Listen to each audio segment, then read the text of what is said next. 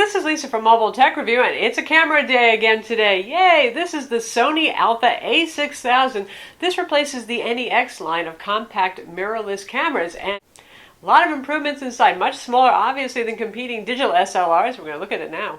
Let's start off this review by making one point perfectly clear. This is a small camera, isn't it? This is the Canon 6D, Canon's smallest full-frame digital SLR camera. For comparison, wow, right? So this weighs a couple times more. In fact, this lens weighs more than the body does of our Sony Alpha a6000 right here. So you're getting the idea of who this camera is for already. Somebody who's looking for something compact, portable, also something more subtle. Say you're a street photographer and you're trying to get candid shots. When you walk around with this, honest to God, you can put gaffer's tape over the logo. People are still going to notice you with this, and especially if you have a pretty decent lens. And this is the 24 to 105 L lens on here, which isn't even the biggest of Canon's, mid-range zoom lenses right here. Serious camera. There it is. Now Sony knows that there are two buyers for what was called the Alpha NEX line and now is just the Alpha A5000, A6000 series. They know that folks buy these who are looking for a step-up camera. They had a point and shoot. They want something better than what their pretty decent smartphone can shoot. So they start looking at something like this. Well, then there's the other type of person who's more like the type of person that I am, and I bet a bunch of you are too. You're pretty enthusiastic about photography. You probably have a full-size digital SLR, whether it's an APS-C size sensor or it's a full frame, but that thing is just awful big and heavy on vacations. Again, like I said, if you want to do subtle street photography and not have everybody notice you, you carry this around, especially with Sony's relatively newer compact 16 to 50 millimeter zoom lens right here. It's a powered zoom, by the way, and nobody's even going to notice that. And it's so light. The body weighs 12.1 ounces. That's with a SD card, or you could put a memory stick in here, and with the battery inside. So really light, and obviously this lens, you can tell just from the size alone, no matter how high quality it was, it couldn't possibly be that heavy, but this is the kit zoom, so you're looking at a combination of mostly plastic, a little bit of metal, so not very heavy. That said, unlike NEXs of old, you get more professional style controls on this, and it has a slightly more professional look to it. It doesn't look as kind of, unique as the NEX system did. Things like the dials back here we get, thank goodness, our standard PASM, intelligent auto, and everything else kind of control. A secondary dial over here for controlling stuff on the menu system. The menu system also uses the Sony Alpha style. Gone is the old NEX kind of point and shoot oriented icon based thing that I never really loved, but maybe somebody out there did. I don't know. Pretty much everybody's always complained about it. We got the pop-up flash over here as well. Sony's active hot shoe on top. A whole lot of customizable buttons going on over here. The usual dial rotary wheel over here with clicky tilty thing. FN to bring up quick settings on it. Your playback, your programmables. Another customizable up here, and obviously this is your shutter button and the on-off. And notice that there's a decent grip on here. And this guy is mostly a metal body with a nice textured grip on. So it looks like a pretty nice camera. It's trying to compete with Olympus's Micro Four Thirds and some Panasonics, that kind of thing. So it's a quality piece, but the price isn't that bad. $649 for the body only. That's the same price as the outgoing NEX6 was, and honestly, you're getting a higher megapixel rating here. You're getting actually a new sensor altogether. You're getting the new BIONZ X processor on here, so there's a lot to recommend this over the outgoing NEX6. The NEX7 is also going away. Sony wants people, I think, to move into the Alpha 7 that we also review, which is a full frame, a lot more expensive though, but honestly, given the new sensor on here, the very good BIONZ processor, I personally would pick this over the NEX7 if you find one still in a store somewhere. And to show the evolution of the NEX line, now I have the funny little accessory flash that came in the box. Here's the original NEX5. Looks more like a hybridized point and shoot, doesn't it? Notice there's no viewfinder on here anywhere. You got the LCD on the back, and then that's that. This guy, one of the things that adds over the A5000 is the Oled Viewfinder. Something that Sony really excels at. We've liked that a lot on their RX10, on their A7, and again here. And that's a 1.4 million dot viewfinder. Yes, that resolution actually does go down a bit from the NEX6, NEX7, but you know what, it still looks pretty good. So I know some people are saying, how could Sony ever downgrade a spec on this? Well, considering that they're keeping the price at $649 and everything else got so much better, I think it's okay. Now I'm going to continue to provide some specs, but you know how it is with cameras, especially if you're camera enthusiast types, there's myriad specs. You can visit Sony's website and get all those. I'm going to describe the experience of using the camera, how well it does, and some of the key specs without getting extra super geeky and giving you what you could actually read yourself on a website. So here's what our display looks like. This is a 3-inch LCD that actually has an outdoor brightness mode that's pretty good and functional. We have 90-degree tilt in this direction. And then we have 45-degree down. We do not have sideways. We do not have the flip it and drop it down beneath the body like some bigger Sony Alpha digital SLRs have. This one is 921,000 dots. Again, it's 3 inches, so that's about the equivalent of 800 by 600. Now, right now it's in Intelligent Auto Plus mode, so say we put it in something like Program where you can actually control some more things. We have a little screen that gives you a hint on what those things do. You can turn off that little hint screen if you want. So say we hit the function button right now. Here we have quick access to things like white balance or flash control, all sorts of handy things. So that's pretty darn useful. Now, if you're shooting in something like Intelligent Auto, it's going to set all of that stuff for you. You can choose your creative style. You get the idea right there. And if we hit the menu button to see what the menus look like, there you go. Standard Alpha menus. Any of you who've used a Sony Alpha digital SLR will find these familiar. So gone are the little icons that you have to click on an icon and then explore and try to find where your settings are. I think this is much more straightforward. Obviously, as you can see here on the screen, you can shoot in JPEG in various qualities. You can shoot in RAW in JPEG, which I always recommend, even though this has quite a good JPEG engine on camera. I haven't always said that about Sony cameras, but this one actually really brings out the colors, brings out the contrast. It does still like to over-sharpen, so sometimes your grasp can be a little bit dizzying, but overall, I think it does a good job. Anyway, Sony's usual aspect ratio 3:2 right there, which is a little different from the usual 4:3 that you'll see on other cameras. And you can shoot in AVC HD video, which is, most common. And for AVC HD, you can see all the options that we have here. So pretty healthy, all the way up to 24 megabit per second for 60i, 28 if you go up to 60p, and then you've got 24p. Obviously, if you're in a different country where you have 50i and 50p instead, you'll just see 50i and 50p instead of 60. Now, one of the benefits of this camera compared to other compact cameras and even SLRs is the fact that it's a mirrorless camera. What does that mean? It means no pentaprism, no difficulty with pulling focus. It can do continuous autofocus. And Sony has done a lot of improvement with their continuous autofocus for shooting still shots too. You can do up to 11 frames continuous shot. And now we have continuous autofocus. There's no more of that, put it in that funny priority mode that they used to have, and it really initially focuses in the first shot and then uses that same focus for all of them. Now it really does continually autofocus. Likewise with video, they have always done a good job, and this is a fantastic video camera. Sony's pretty good at making dual purpose cameras where really both functions are almost equally important, I would say, to the design. So you've got continuous autofocus here. You don't have to pull your own focus. It doesn't hunt. It doesn't go all the time fiddling with the focus on it. Really sharp 1080p. It's quite good, and we're going to splice in some footage so you can see how it does, including some challenging shots of some ducks on the water, between the splashing of the water, which usually would create artifacting, and the movement. You get an idea. Really good for video.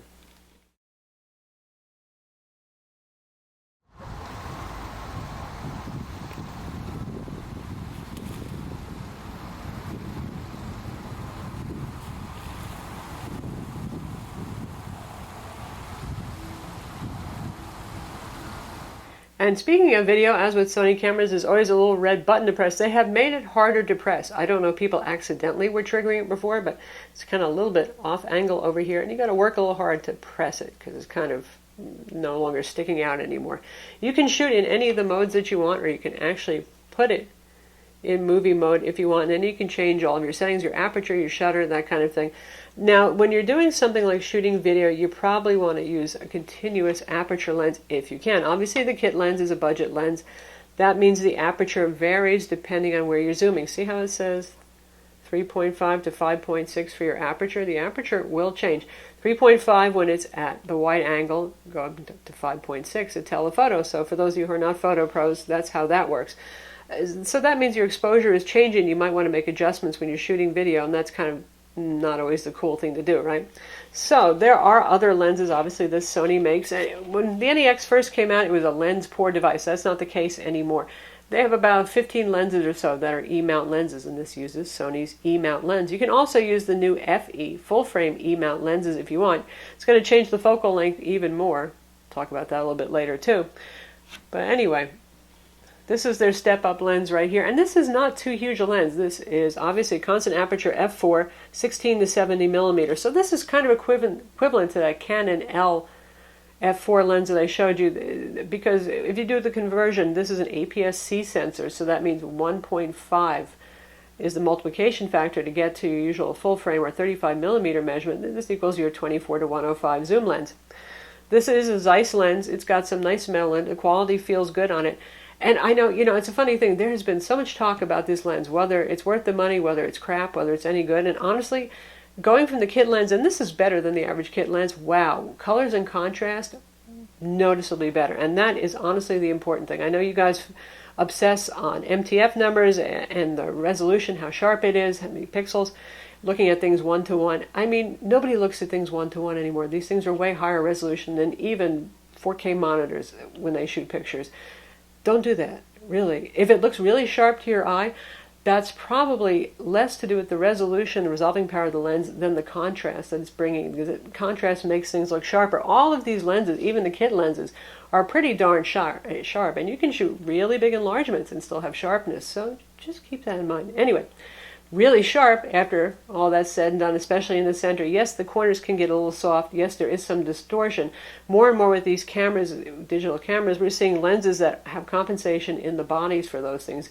And if you're shooting in JPEG, you won't see any distortion. It fixes that problem. It'll sharpen up the corners a bit. And also, Adobe, Photoshop, Lightroom, those kind of things, they all have lens corrections for those issues. But yes, there is some distortion as you go to very wide angle or even on to telephoto, and a little softness in the corners, but honest to God, unless you're looking at this one-to-one, 100% enlargement, you're not going to be able to tell. So that's the lens, because I know there's been a lot of talk about that. A lot of you are wondering if it's really worth it. I say it is.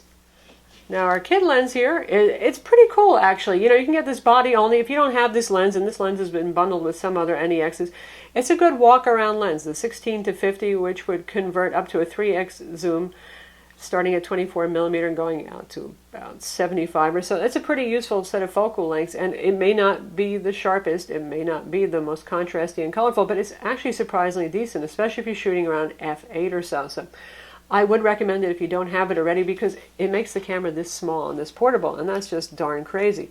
And it is a motorized zoom, so I can use this lever if I want, or I can use the zoom ring, especially if I turn the camera on again. And there it is. So you can see that goes in and goes out. So you can use this to zoom, or you can use this. The point of the powered zoom is it's nice for video. It's quiet and it's smooth.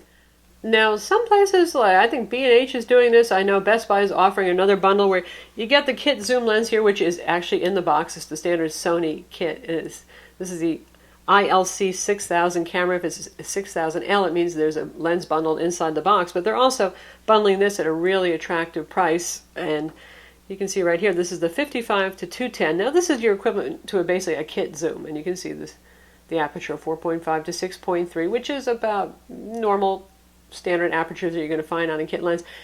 It too is actually not bad at all. The contrast and colors are pretty decent on it for a relatively speaking affordable lens. As you can see, it has image stabilization, optical steady shot on this, important for a long zoom. It's not too heavy. It doesn't feel cheesy either. It's not too long. Does pop out if you're going out to 210, but I've used it to capture some birds and some squirrels and things like that. And honestly, for the price, if you're getting this bundle, you might find it for like $150 additional, even some crazier sales. I say go for it if you're the kind of person that is a bird shooter. You need that kind of distance. Now, Sony claims this is the world's fastest focusing camera. Is that true? Well, I don't know, but it's pretty darn fast. So here we're going to take a picture of the lens.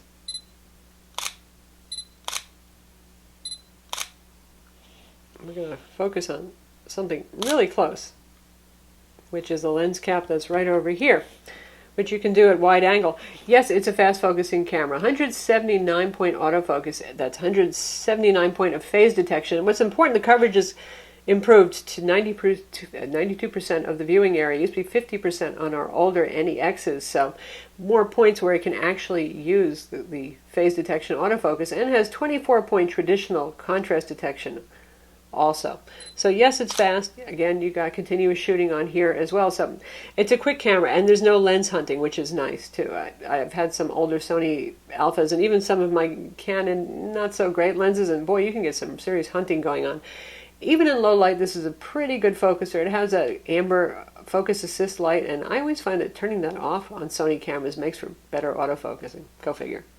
As you can see here, it has Wi-Fi. It also has NFC, that's single band 2.4 gigahertz Wi-Fi. You can use that for image transfer. You can also use Sony's iOS and Android apps if you want to do some remote control of photo shooting, not video, but photo. As is labeled here, we have our micro HDMI, and we have a multi-connector, AV connector, combo USB 2.0. This can output clean HDMI up to 4K photo output if you want to do it to a 4K TV, obviously. So that's pretty neat and a pretty professional feature. Sony's been doing that a lot of their cameras lately that we've looked at. What it doesn't have is an audio mic jack, which is a real shame, because if you're starting to get more serious, and this has all the bells and whistles for some really serious video shooting, I wouldn't mind using this to do our videos, for example. You can't plug in an external mic. Now there are, again, for Sony's multi-hot shoe, there are mics that you can get that plug in here, but if you want something that's off camera, physically not sitting located right here, you're kind of out of luck, which is too bad. Camera does actually have a flash. That's kind of nice, and it's a little kind of nifty, delicate little devil right here. So I wouldn't abuse this thing. You can actually pull it around though and do some neat little bounce flash work, and it's just enough to act as a fill flash or to brighten up a scene. So it is actually helpful to have that. Obviously, you can get Sony hot shoe flashes if you want to. Now, as I mentioned, this is an E-mount lens, like it says right here, so you're going to use Sony E-mount lenses. You can also use A-mount lenses, which are for the bigger Alpha SLRs, and they have adapters, the EA2, the EA4. Those are the two that you would probably want to pick if you want autofocus, and the EA4 supports contrast and phase detection built into the little adapter. Now, the thing with those things is going to make, well, your camera bigger. Those are pretty hunky adapters. It comes out to about here, blocky things. So I'm not too thrilled with doing that myself. I'd rather, if there's an E lens that exists that does the job for me, I would rather just get the E lens. And this is standard screw-on kind of deal right here. The usual release lever for your lens is right there, and then you just press that and unscrew it. And there we go. There's the insides of our camera. And it just screws right back on. This guy uses the same battery as previous NEX models, also as the Alpha A7 and A7R. Right there is your W series 1080 milliamp battery. Sony says 310 to 360 shots, depending on whether you're using the viewfinder, which actually uses more power, or the back LCD on the. And guess what? Good news, since you can see this is the NP-FW50 battery. Pretty easy to find if you need spares. If you're upgrading from another NEX and you have spares, good times. You'll already have the battery. The charger's in the box, yay! Unlike the RX10 and the A7 that we reviewed, where there's a USB cord and you have to actually charge the battery inside the camera and not be able to use the camera while you're doing that, you get a charger in the box. So good times, you don't have to run out and buy a separate charger. And on the bottom we have a standard tripod pod mount right over here as well, of course. So how about image quality? Something this small, and honestly, believe it or not, for $649, that's pretty cheap for one of these mirrorless kind of interchangeable lens cameras, or even micro four thirds cameras. You might wonder, well, how good could it possibly be? It's really, really good. And we're going to splice in some photos for you to take a look at for yourself, but really stunning results. And those photos, by the way, are either rendered in JPEG in the camera or they're raw, and I have processed them pretty minimally, a little sharpness, a little vibrance enhanced, just a little bit. So I'm not doing crazy things with those images to make them look really nifty and great. And it has surpassed my Alpha A65, which is a compact digital SLR, that SLT kind of camera that Sony makes. Wow, that's pretty darn impressive. Is it going to beat my Canon 6D? Not quite, but there's a difference in the way the images are rendered. Sony has a kind of, I don't know how to put it except for a cool, sharp, great for street photography kind of look to it, where Canon still has that warm, I want to be your portrait camera, or have really warm, full, colorful shots for sports, it's very great for that. So there's a difference in the way they render for starters, but obviously you're going to get even more resolution and detail, and particularly you're going to gather more light on a full frame camera. If you're talking about full frame, you should be looking more at Sony's A7 or A7R. But as competing with digital SLRs on the market, including some of Canon's better offerings like the 70D, it really holds its own. It's shockingly good. I'm very impressed. And a lot of that is the BIONZ X processor. It's the software inside of here, mated with Sony's lens. They just really have done a very good job. Think of it as your little developer room guru or your Photoshop guru inside the camera. You're just getting really nice shots out of it. Intelligent Auto does a very good job most of the time. The HDR mode is pretty effective. It doesn't create milky, excessively kind of mid-grays kind of pictures. Overall, really, really impressed with this camera.